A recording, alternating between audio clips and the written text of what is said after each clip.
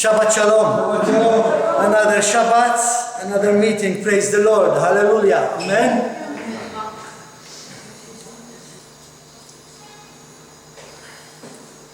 Keeping Shabbat holy is a fundamental commandment in our belief. We are here because we believe we need to keep Shabbat holy. We are to keep Shabbat holy.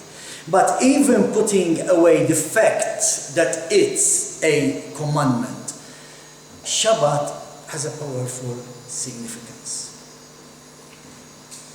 A weekly day of rest.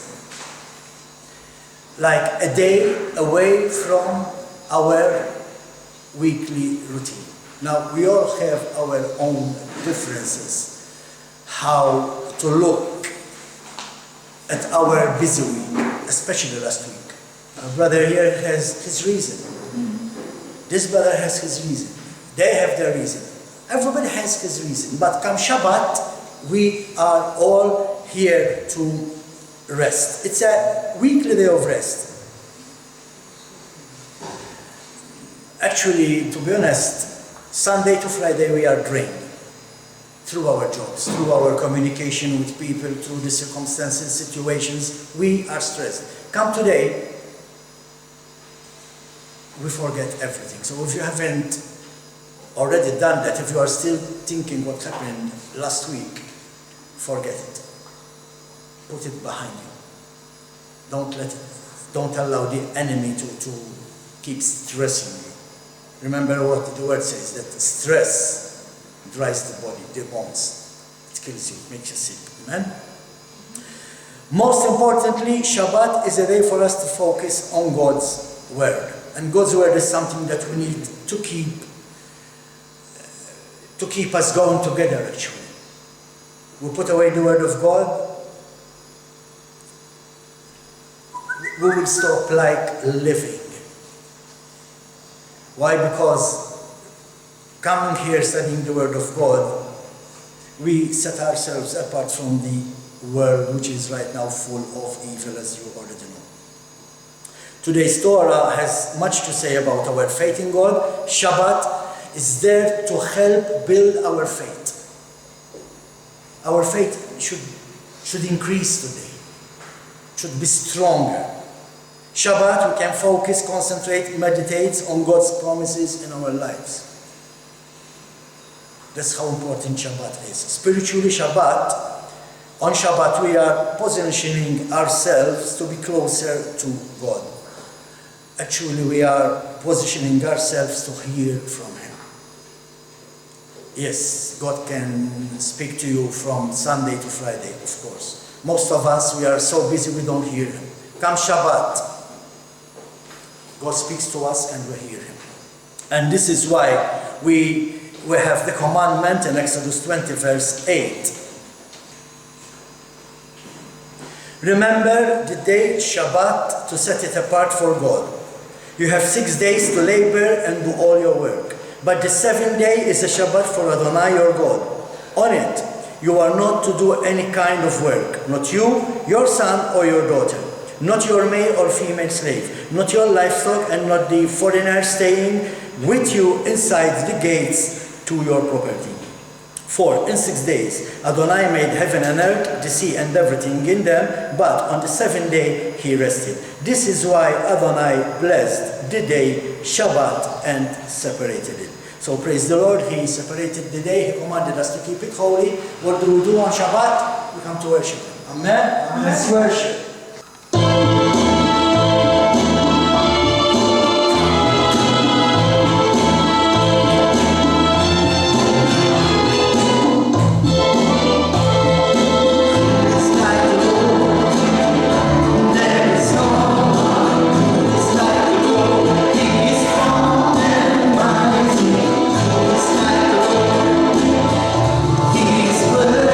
Stand up and give Him the praise.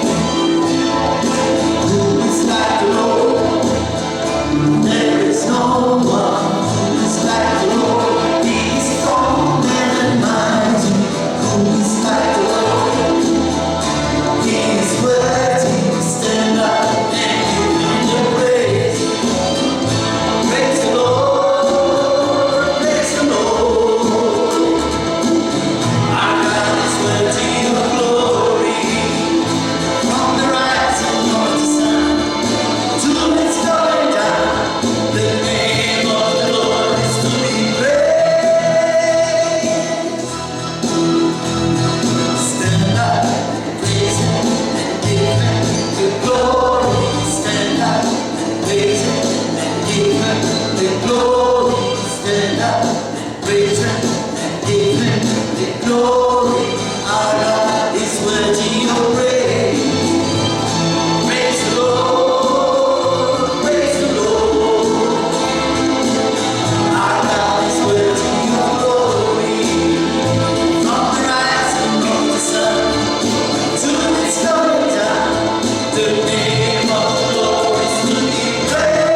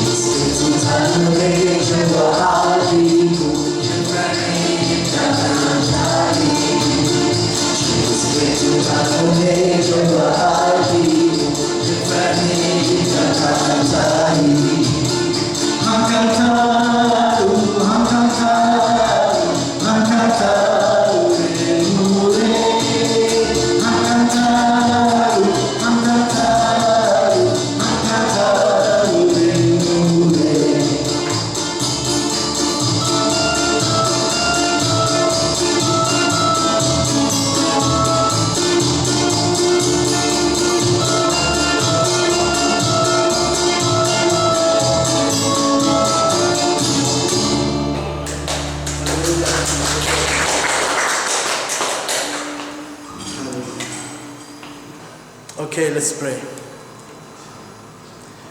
Baruch et Adonai HaMevorah,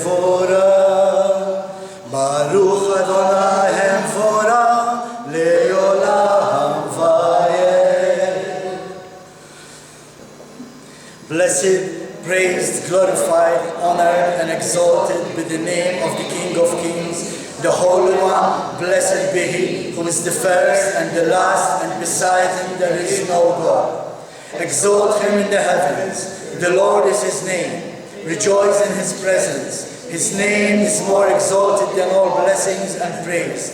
Blessed be His name, whose glorious kingdom is forever and ever. Let the name of the Lord be blessed forever and ever. Let's sing the Shema. Shema Yisrael, Adonai Eloheinu, Adonai Echad. Baruch Shem Kavod Malchuto Leolam Vayeh.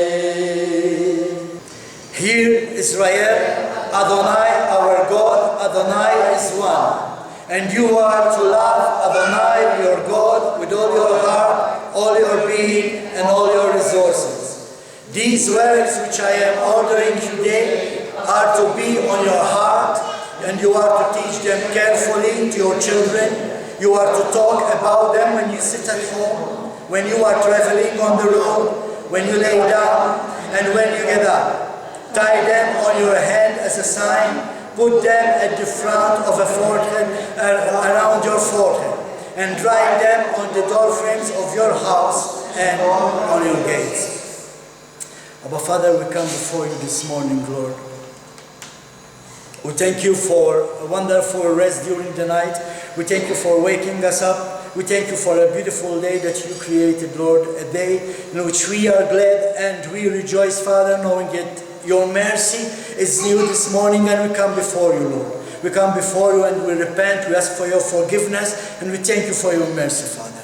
We thank you for making a way for us that we can come and be in your presence on this holy day, Father.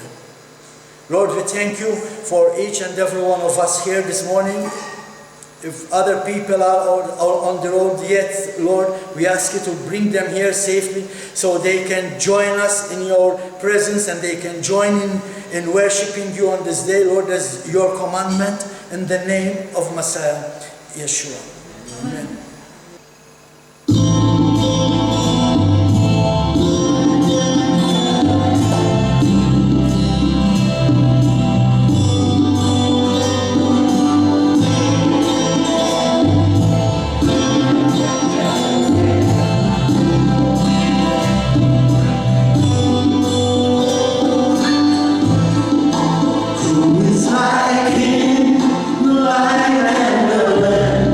See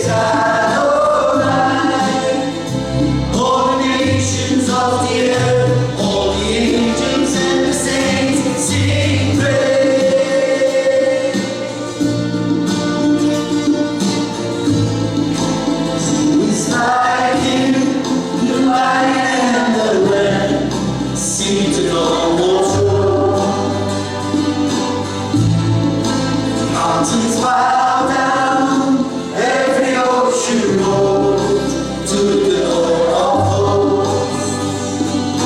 Praise Adonai, from the rising of the sun to the end of every day. Praise Adonai, all the nations of the earth, all the angels and the saints sing praise.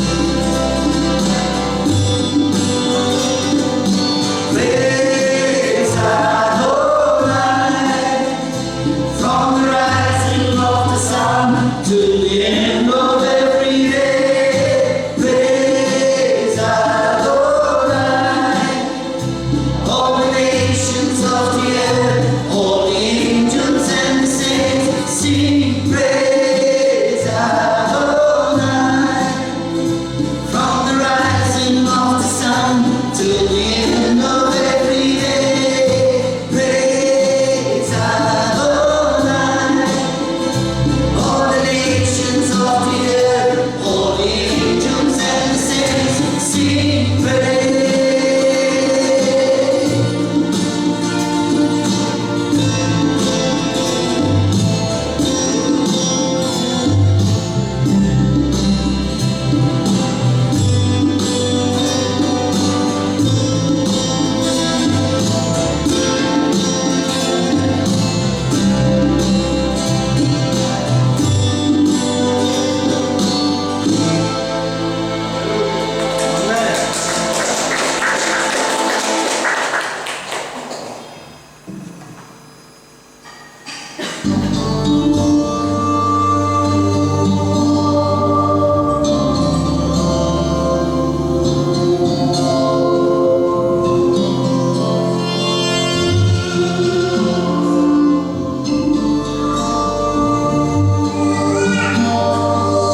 In Lecha glorifies the sight out for colors. In that little armor change, God takes Mary. In that liquid garment, uta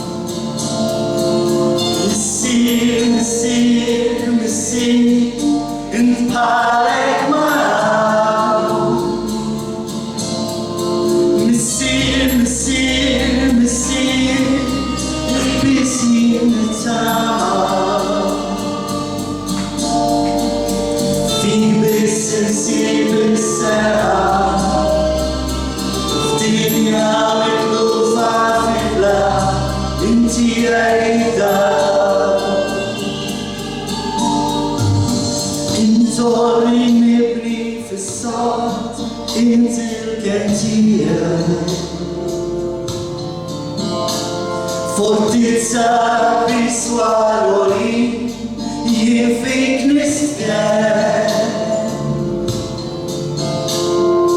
Protecting cleaning courage our side Protect Martin and heart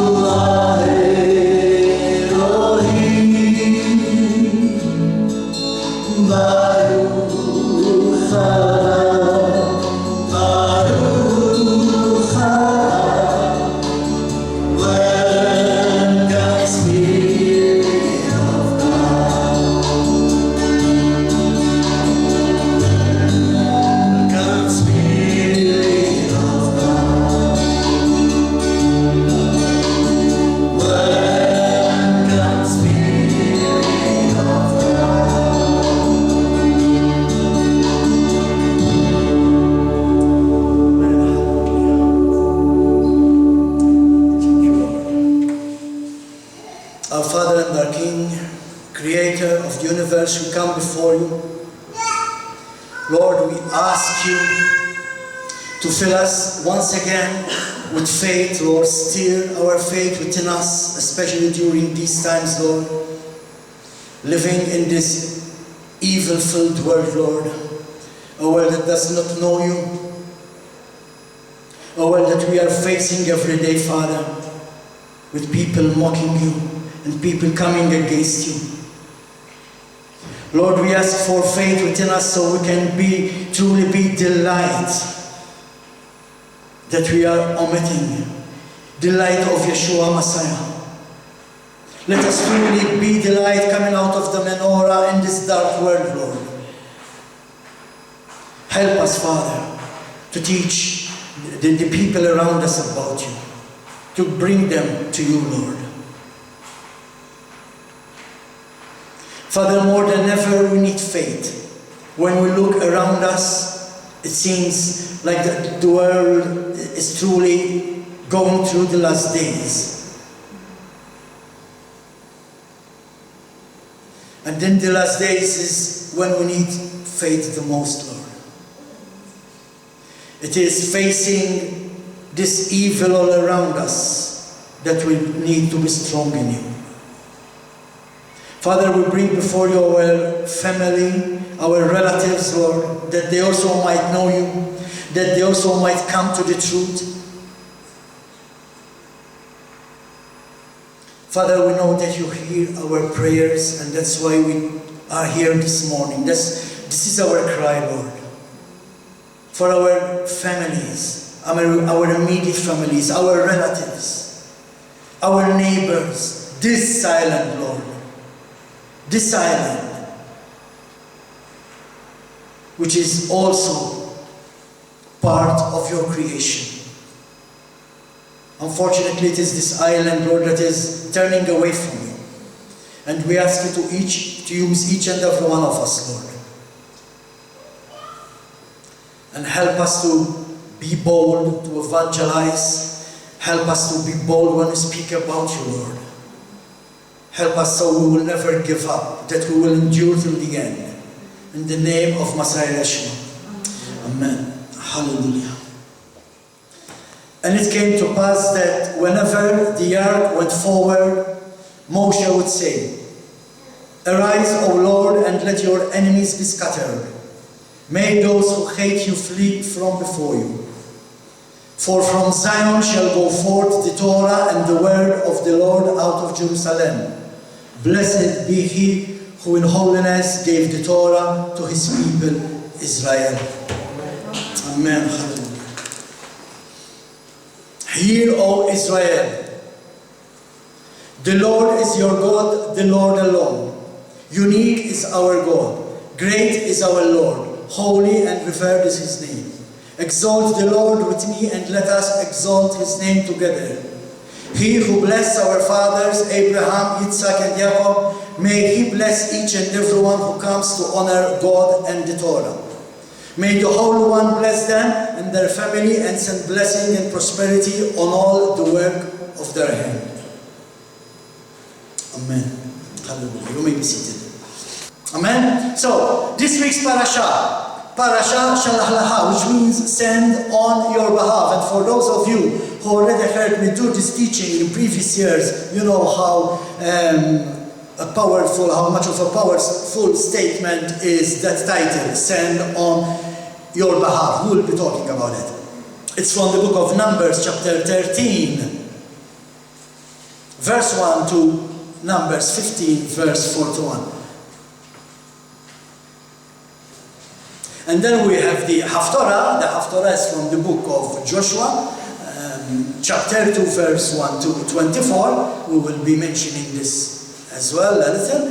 And then when we come to the New Testament, we have the testimony. When it comes to the New Testament in Hebrew, we read about the unbelief and the lack of faith and trust in God of the people of Israel when they were in the desert. Next week we will talk about that when we come to the parasha Korah. Again, in Romans chapter 8, verse 21, Shaul is saying, what shall we say then to these things? If God be for us, who can be against us? So this is all about faith. All the word of God is about faith. But this statement, this parasha, is so powerful when it comes to faith. We have other scriptures in the New Testament, like Matthew, in chapter 14, verse 36, where he's talking about many who were sick, and he says, and they besought him, Yeshua, that they might only touch the hem of his garment, and as many as touched were made perfectly whole. Why is it in this parasha? Because in this parasha we have the commandment to wear the tzitzis. It's a commandment. Now, we don't go out with them, we don't wear them in our daily life, but on Shabbat, if you have a talit, it is a commandment. Read. I mean, if you don't know what these mean, man, you're missing so much. So much. This is where the healing is. This is what the people used to touch, to be healed. It worked then, it works now. It only takes faith. Amen? Mark chapter 6, verse 56. And wherever he entered into villages or cities or country, they laid the sick in the street and besought him that they might touch, if it were but the border of his garment. And as many as touched him were made whole. That's how powerful the talit is. As I said, it's all about faith. The title, Shalach Lecha, means send on your behalf. Which means this is not God's choice.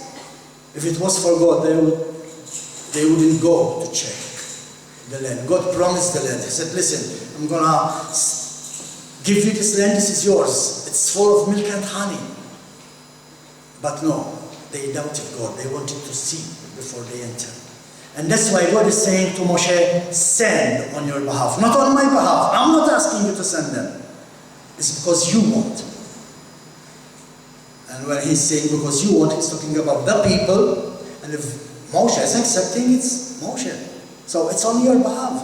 You send them if you want. I don't want to send them. I don't have the need to send them. I know the land. I created it. I gave it to them. In fact, another way to put it is, go if you don't believe me. Send them on your behalf if you don't believe me. This is what happens when we lose faith in our lives. Something happens, we lose faith. We're not trusting God. It's the same. They were supposed to tour the land to check and see that what God said was true. But no. They went and spied on the land.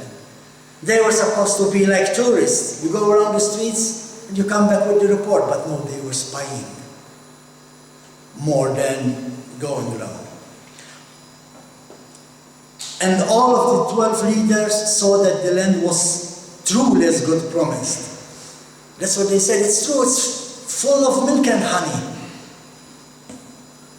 But then 10 of them saw giants. And while acknowledging the promise of the abundance in the land, they forgot all about the promise of victory that God made with them. So they saw the milk, they saw the honey, they saw how rich the country was. But when they saw the giants, they forgot about the land.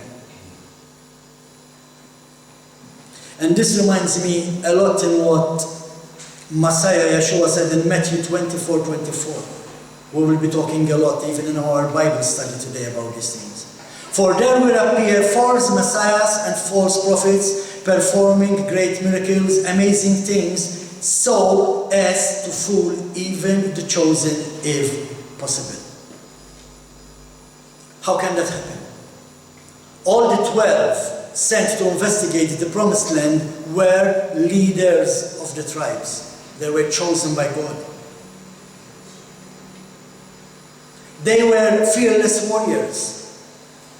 They heard the stories of their fathers, of how God freed and protected his people, their fathers in the desert.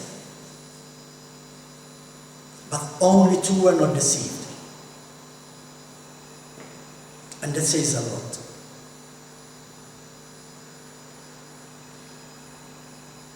Only 2. Yehoshua and Caleb. And it's not a coincidence. They represent someone. Yehoshua represents us, Israel. Caleb represents Judah. So he's talking about the men of God in these days. The 12 tribes coming together. Men will lose faith. Oh, you wait for the Bible study and you will understand what I'm saying. 10 out of 12 were afraid, and what happens when we are afraid? Fear stops us from growing spiritually. And this brings us to the second point of this teaching. Point number 2. It's from Numbers 15, verses 37 to 42, and I'm going to read them to you.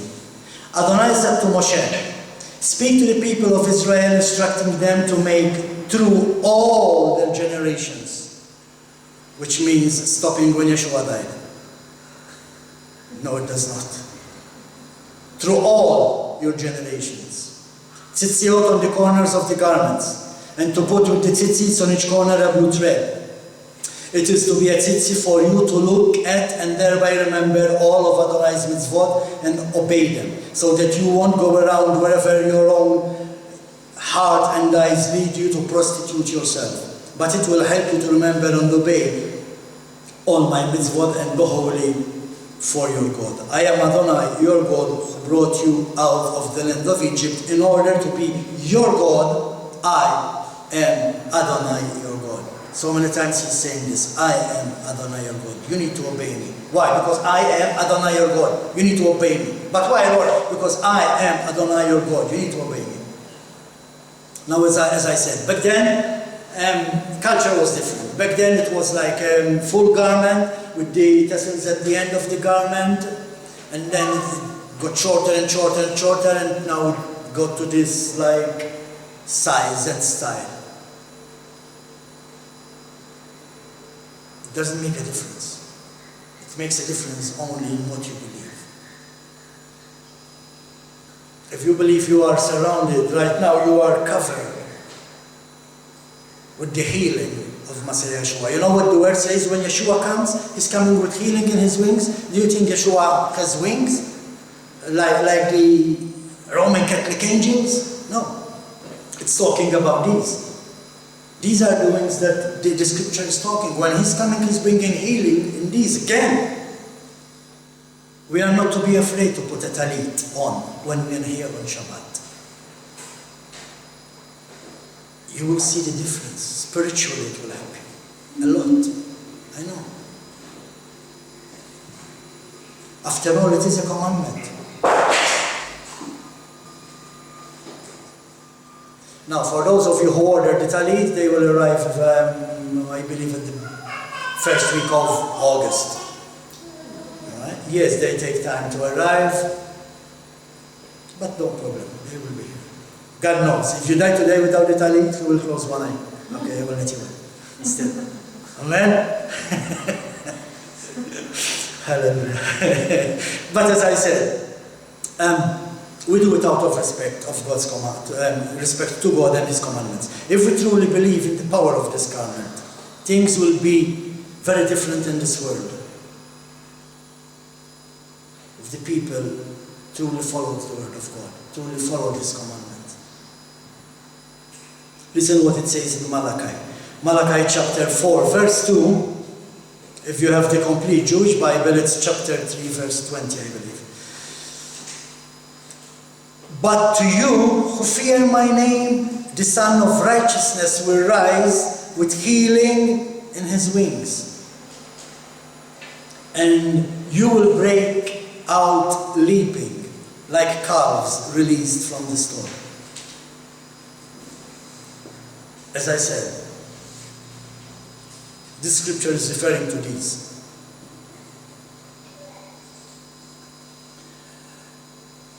It doesn't mean that whoever puts the talit is no longer sick, but you are protected. One day, I've been saying this a lot, one day I need to do it. I will give you my testimony. I believe I should be dead by now. It's only through God's protection that I am here. One day I will tell you about it and you will understand what I mean. But it is talking about the healing in those who follow His commandments. And this is why we are instructed to wear the tzitzis. You remember to keep His commandments and you are healed.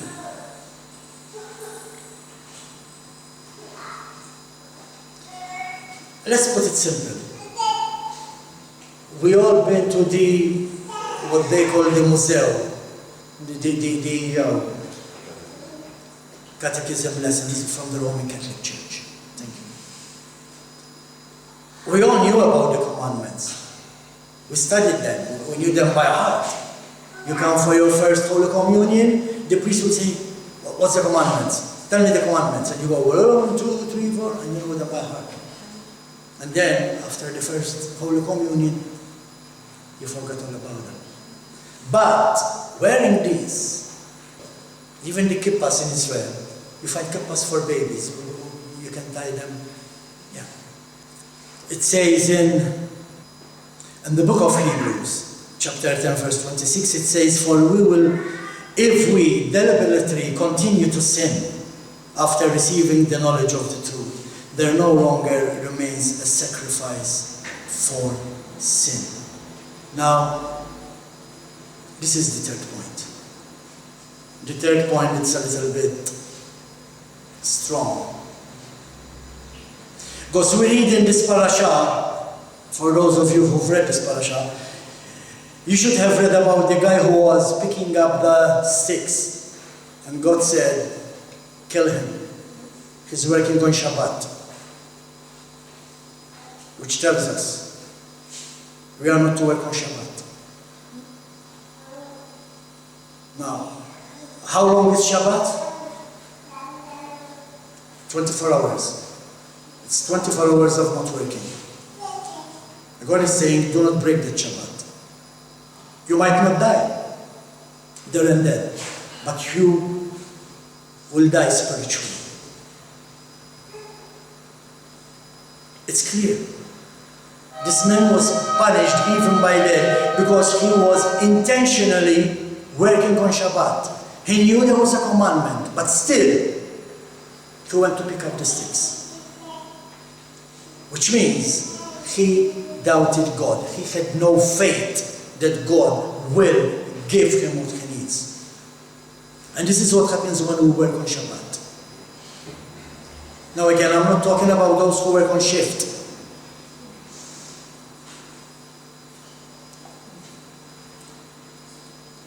But for those who are not on shift, working on Shabbat is a choice. And we need to be careful what we choose. Because as Paul is saying, if we deliberately, if we know, but we still sin, after receiving the knowledge of the truth, what is the truth? The truth is the Torah. Why are we here? Because we want to follow Torah. We want to follow the truth. You want to follow the truth? Stop working on Shabbat.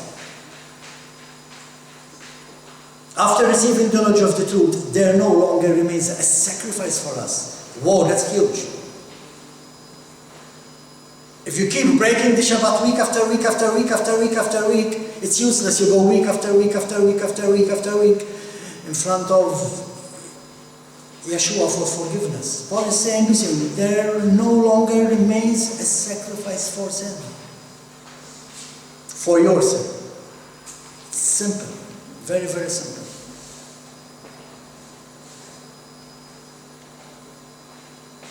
The point of this parasha, do not rebel against God. When you bring the Torah, It's you coming against God. You want to do your will. You want to do what you want to do, not what God is asking you. And we'll see, and even next week, we will see what happened to Korah and his people. But let's stick to this parasha. We read in this parasha that God got angry when the people rebelled against him. Do not rebel against God.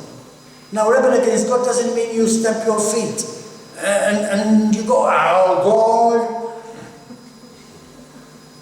Breaking the commandment, knowing that you are breaking the commandment, is being rebellious. Yes?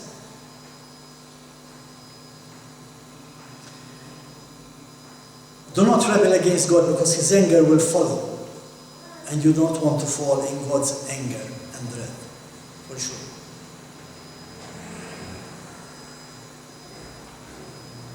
But for those who are faithful, like Rahab, that's why you need to read the Haftarah. The Haftarah, in the story of the Haftarah, we read about Rahab, who was a pagan. But she accepted the truth. And to those who are faithful, God promised to bless. Now, this morning we were talking about why do we find in the Bible this guy, the son of this guy, the son of this guy, the son of this guy, the son of this guy. Here's the answer. Rahab. If there was no Rahab, there would not be a Yeshua. Why? Because Rahab, a pagan woman, ended up an ancestor of King David, who himself was an ancestor of Yeshua. So it's not just telling us who was the son of this, the son of that, the son of this, the son of... No, it's telling us that if we are faithful, we can be blessed, like Rahab was.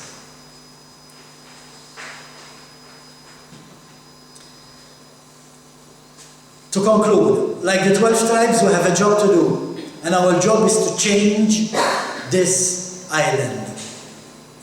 And then to change the world. Let's try with this island first. It's already big enough for such a small group. But remember, 12 people changed the world. Actually, when you think about it, it was only one person who changed the world. With the help of 12 people.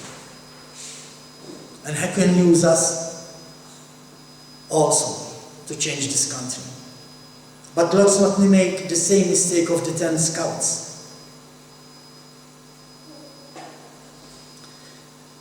Their sin was not to be willing to enter the promised land.